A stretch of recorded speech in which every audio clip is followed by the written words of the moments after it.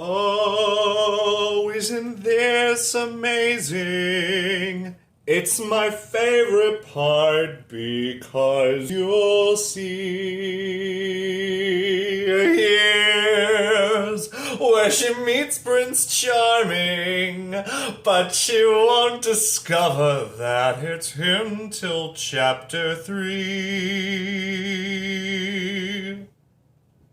Hello, and welcome to a first video essay type thing that I'm doing instead of just a monologue jokey thing.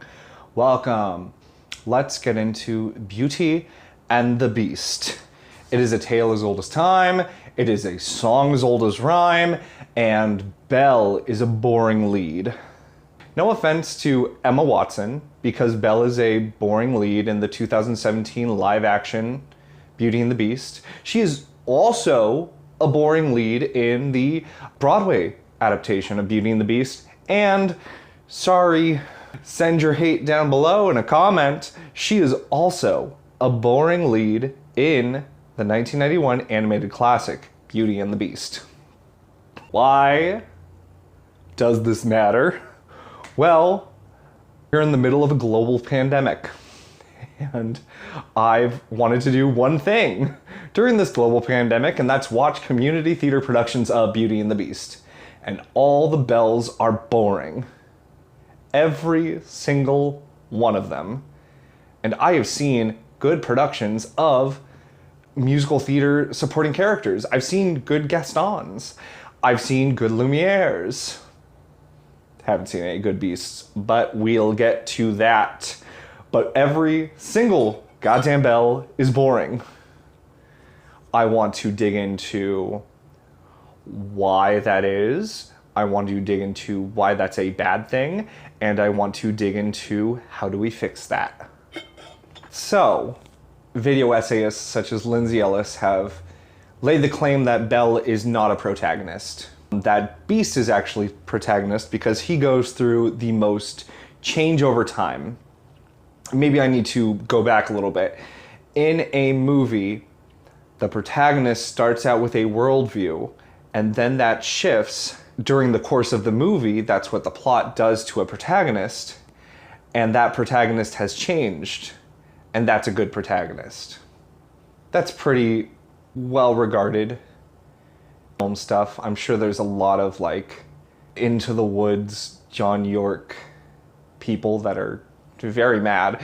Comment down below if you're mad at my interpretation of what a protagonist is. Okay, thanks. Beauty and the Beast is a movie. Oh God. Writing the romantic comedy, they talk about how Beauty and the Beast is a classic example of a musical romantic comedy. Some people, such as video essayist Lindsay Ellis, have said that Belle is not the protagonist. She is just a supporting character, while Beast is the person that undergoes the most amount of change and therefore is the protagonist of the film Beauty and the Beast.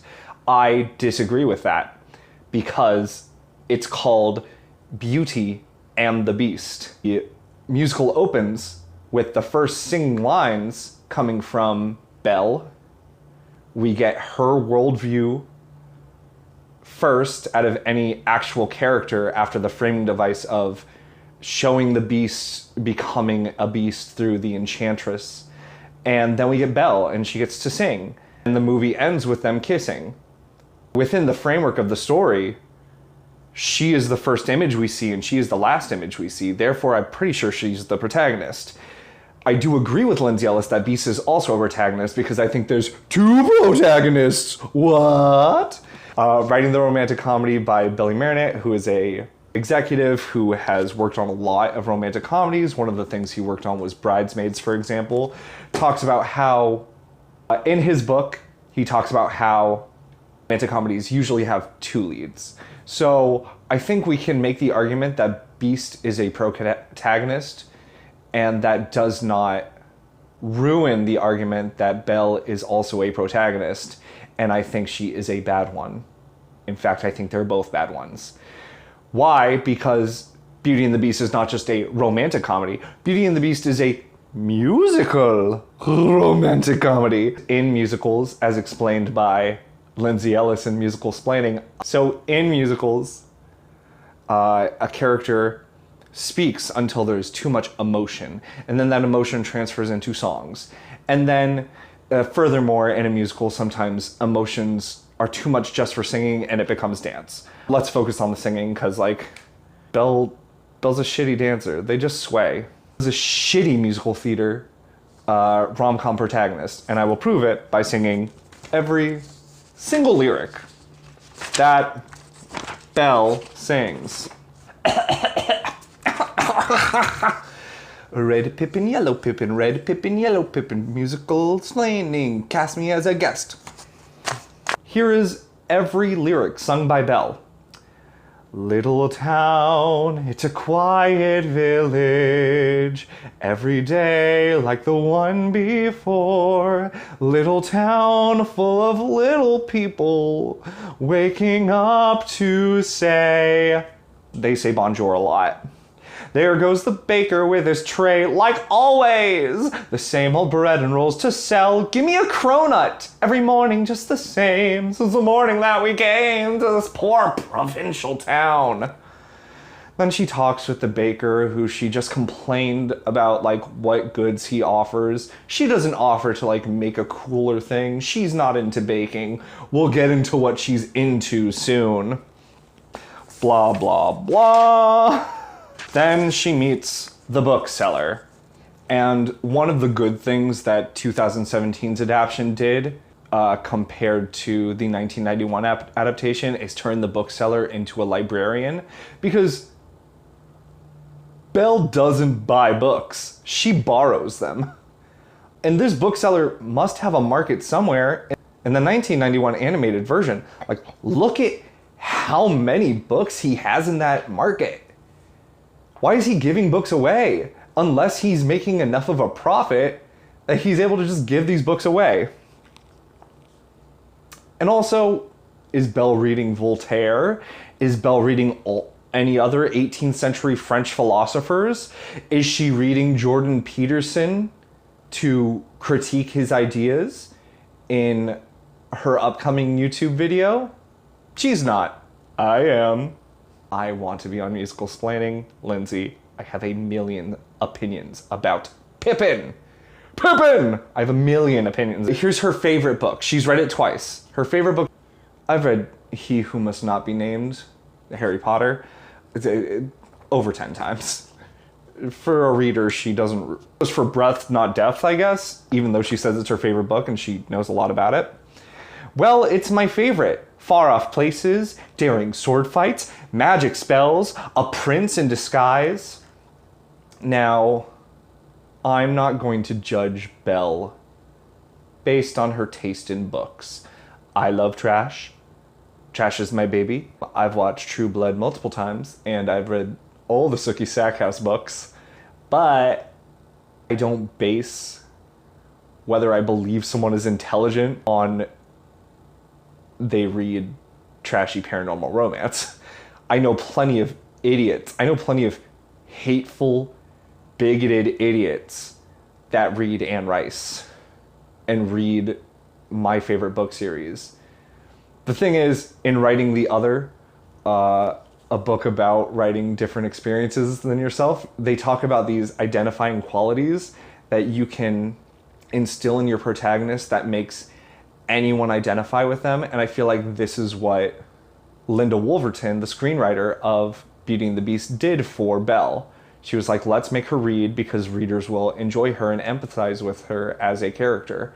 Not to say that Linda Wolverton didn't have a lot of sexism and misogyny dealing with the production of the musical. When she brought up that she wanted Belle to read and return a book to be in the town so people could sing Belle, the other people in the production said, girls read.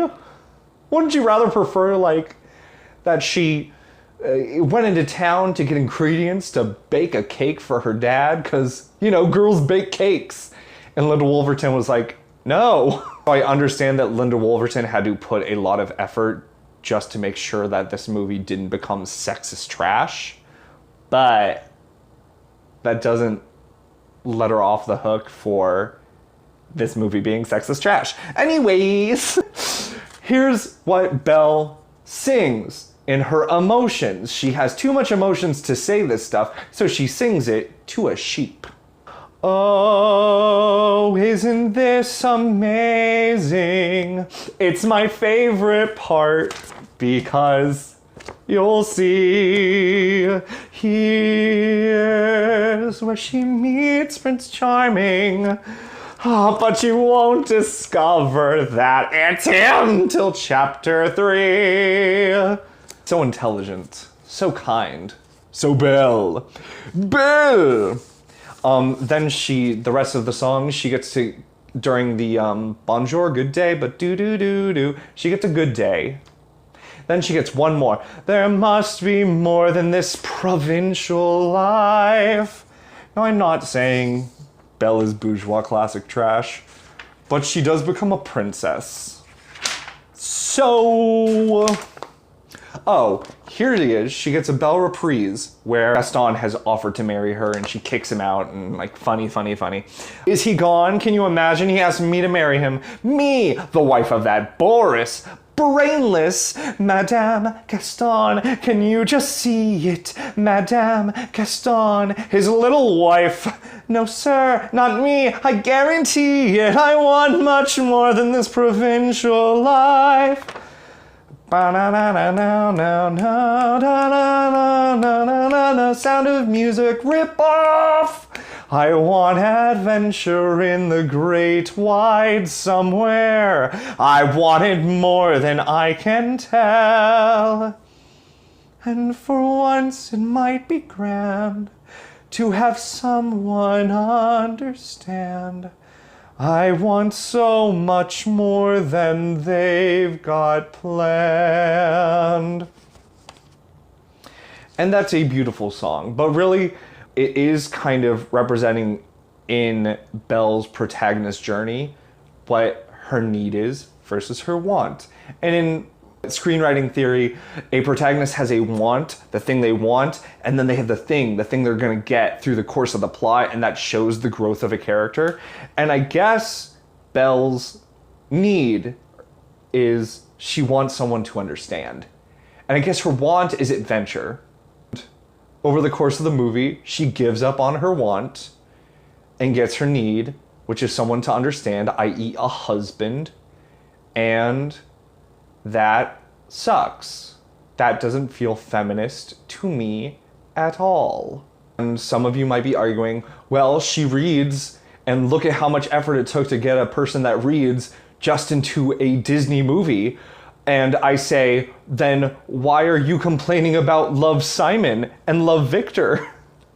Why are we complaining about incrementalism when it comes to queer representation, POC representation, disabled voices, when we champion incrementalism with intelligent feminist characters? And I'd say that's white woman feminism. Anyways, the third song that Belle gets to sing, it's about halfway through the musical, and it's a song called Something There. It's one of my favorite songs. This is the love montage song of the musical, and one of the things I really like about filmed musicals is that they can do a better montage than a stage musical. Stage musicals, you go, oh, does time change? Oh, I guess the lights moved. I guess that's a time change. When a movie musical, you can use musical songs in relation with filmic cuts and edits. Edit right now!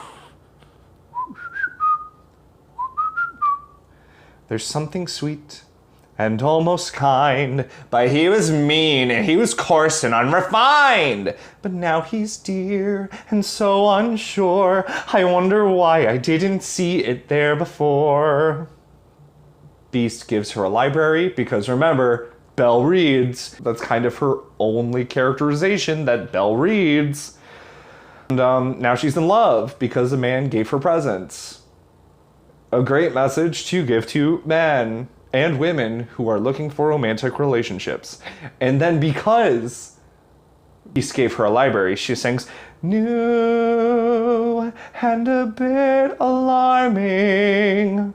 Who'd have ever thought that This could be true, though he's no Prince Charming. There's a something in him that I simply didn't see. I guess Belle is supposed to be vain, but like we've never really established that. That's not what we established in the song Belle. In the song Belle, we established that she is thoughtful and kind and well-read. And then in this song, the authors of this piece, Beauty and the Beast, are trying to trick you into believing that like she judged him badly based on his looks and appearances, when she didn't. She judged him perfectly based on the fact that he kidnapped her dad. And then the next song that she sings is, well, oh, that's her last lyric in this piece. So she's in a musical romantic comedy, and she gets so little songs. Well, in the words of Lindsay Ellis, Beast is the protagonist, and he sings, "She glanced this way, I thought I saw, and when we touched she didn't shudder at my claw. No, it can't be, I'll just ignore, but then she's never looked at me that way before." He sings even less than Belle! And like, I know, the argument can't be the person that sings the most in the show is the protagonist, though I feel like that's a proper argument. And maybe the show is the tragedy of Gaston because he does get the most lines, and he, like, maybe if he cared about more people, he would have seen the error of his ways and it led to his death. Like, you know what? I feel like that's a valid reading of the musical. Anyways, other musicals are better, and we're kind of letting this show off the hook because it's a Disney musical. And this was the first Disney musical to show off a lead that didn't suck from a feminist standpoint. But it's not like it's the first film to ever do this. There were screwball comedies in the 1930s that showed lots of strong women. There were musicals before this that showed off lots of strong women, and musicals that continue to do this, like Thoroughly Modern Millie. You get multiple songs from both protagonists displaying their emotional development through time and through song and dance that leads to them growing as characters. Crazy for You. Curtains. Spoiler alert for those of you who care about Curtains, the Candor and Ebb musical, and its inevitable lackluster Encores production. I know a lot about Curtains. I can speak to it because I've played both the lead, Frank Chaffee, and a supporting character, Bobby, the dance captain. Yes, I get cast in dance-heavy roles. My roles get cast in those roles. In Curtains, the lead, Frank Chaffee, is obsessed with musicals, and he does get a number of songs. His romantic lead, Nikki, does not. That's purposefully put into the show because we can't understand Nikki's inner emotional life because it's implied throughout the show as a red herring that she is the murderer. The Drowsy Chaperone, another show in which the protagonist does not sing a lot. Well, the framing device is that he is showing us this musical and showing us through playing a record, and we're just seeing the musical stuff happen on stage, and that's why he doesn't sing until at the end when he does, through the power of theater, magically become inside the musical, and he does get to sing. When you have your protagonist not sing in a musical, it's purposeful. And in Beauty and the Beast, the reason Belle and Beast don't sing enough is, we ran out of time. We couldn't think of good songs for them because they're boring and bland protagonists. And I'm not the only one who thought of that. June Cummins, in her first published article, Romancing the Plot, the Real Beast of Disney's Beauty and the Beast, talks about Linda Wolverton and explains that producer Don Hahn recalls as late Howard Ashman, we stan, lyricist and executive producer of the film, understood the focus intuitively. It was Ashman who realized, contrary to tradition, that this had to be the Beast story. We didn't agree with him right away, but he was right. The Beast was the guy with the problem. And June goes on to talk about in her piece that the original Beauty and the Beast story, it was Belle's problem. Belle's entire storyline as the protagonist was not having kindness and being well-read. June talks about further in her paper that the Belle from the original published book that is kind of the basis that Disney took most of its coding and tropes from. Belle had sisters. While Belle was in the castle, Belle had a good fairy that was teaching her morals and kindness. The Beast never changes dramatically or emotionally.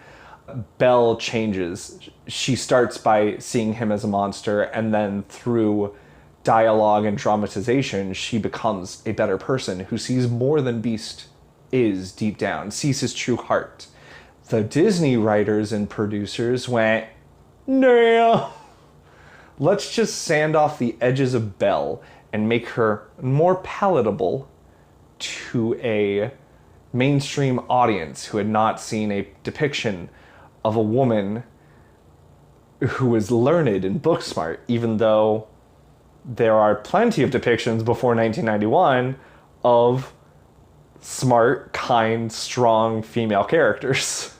Again, we can make the case for incrementalism, but then you can't turn around and then complain about Love, Simon and other depictions of media that are incremental in nature of their portrayal of marginalized voices.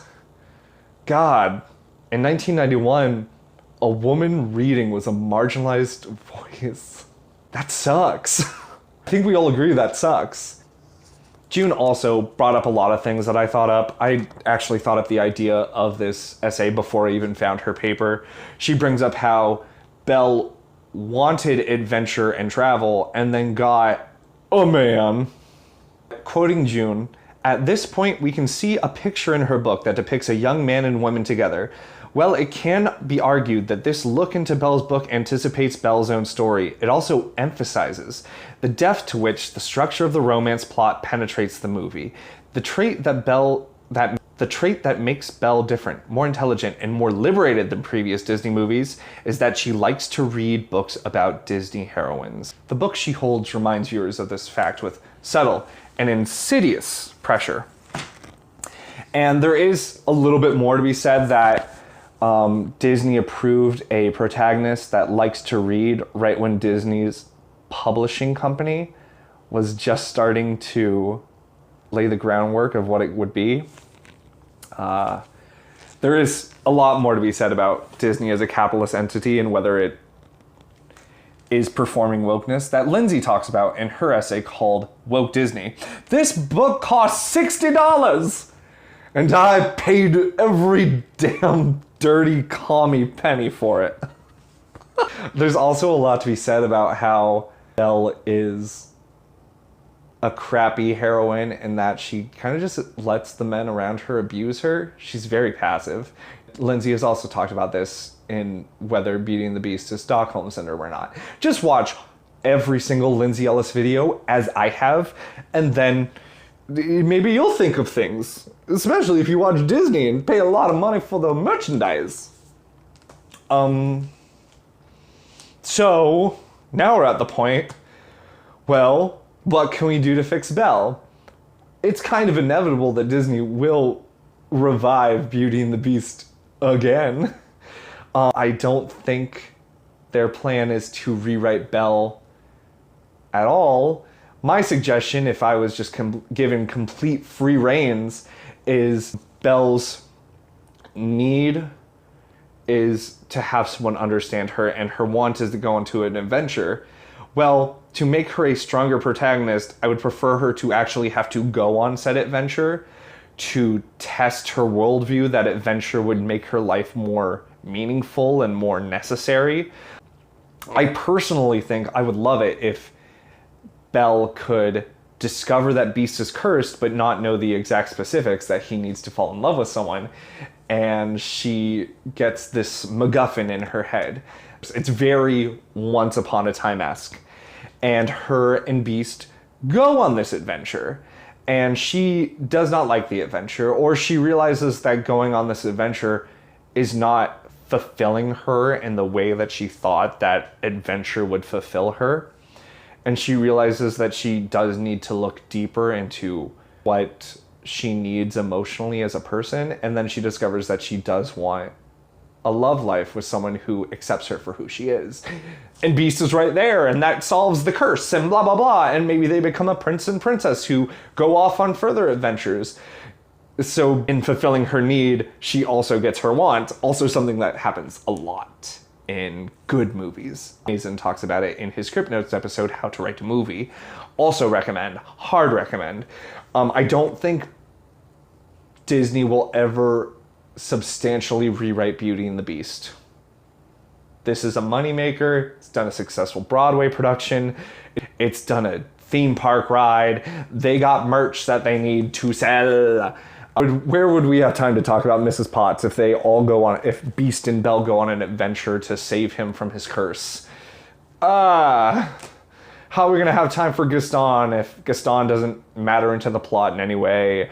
We gotta sell more Gaston merch. He's such a popular character at Disneyland, even though he's an alt-right extremist. Speaking of Gaston, alt-right supremacy and Jordan Peterson. That will be my next video. So what can we do? And this is why I decided to make this video as a comedy YouTuber. And I think you need funnier actresses to play Belle. I think you need a Laura Benanti to play Belle. Laura Benanti is very good at taking characters that I would describe as boring because they don't go through much change and giving them agency and interpreting their choices and dialogue and text into a way that makes them more stronger than they were just as written. She's done this with Louise. She was Tony nominated for Cinderella. If you've ever actually read the dialogue, read the text as how you would portray Cinderella, oh God, she's such a boring character. She gets a pretty song, but she's a boring character. Sutton Foster is Belle. Sutton Foster is a stan. I stan. Like, she took Young Frankenstein. She's the best part of Young Frankenstein. But ultimately, I think that musical theater schools need to teach these boring white actors to interrogate a text. You should be interrogating a text, even if it's a Disney movie, and even if you feel like you've known it a lot.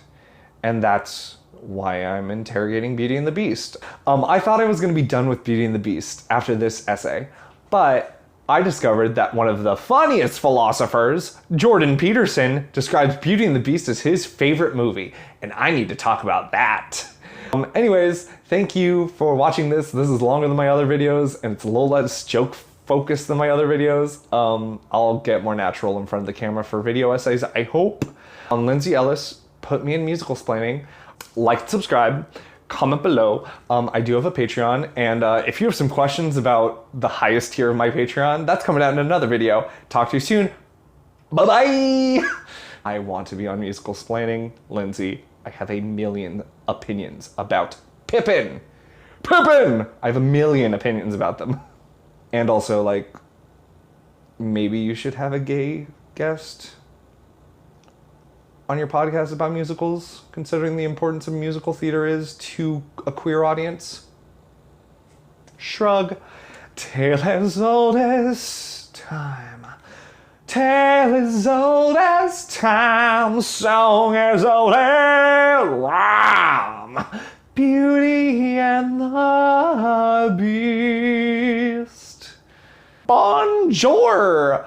Bonjour. Hey, how are you? Bonjour. She glanced this way, I thought I saw, and when she touched, and she glanced this way, I thought I saw, and when we touched, she didn't shudder at my claw. Oh, this can't be. I'm so unsure. But wait, oh damn it, I don't know the song. I thought I could just sing the song without. This show is the tragedy of Gaston because he does get the most he talks. Belle and Beast are both shitty dancers. They basically do a waltz, which I learned how to do in 4th grade. I blew myself.